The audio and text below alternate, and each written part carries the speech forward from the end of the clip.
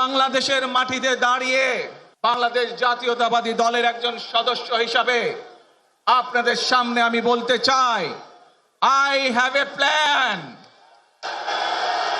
for the people of my country, for my country. এই পরিকল্পনা দেশের মানুষের স্বার্থে, দেশের উন্নয়নের জন্য।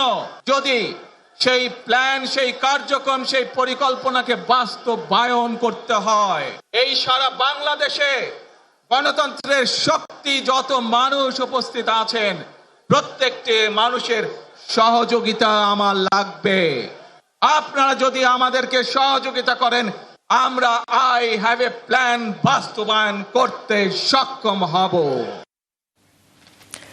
17 বছর পর দেশে ফিরেছেন তারেক রহমান। বিমানবন্দর থেকেই মোহাম্মদ ইউনূসকে ফোন করেন, শারীরিক অবস্থার খোঁজ নেন। নিরাপত্তার জন্য প্রধান উপদেষ্টাকে ধন্যবাদও জানান খালেদা জিয়ার ছেলে। এরপর ফোনের কথোপকথন ফেসবুক পেজ থেকে আপলোডও করেন।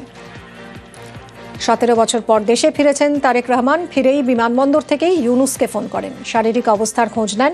নিরাপত্তার জন্য প্রধান উপদেষ্টাকে ধন্যবাদও জানান খালেদা জিয়ার ছেলে। আপনার শরীর কেমন আছে?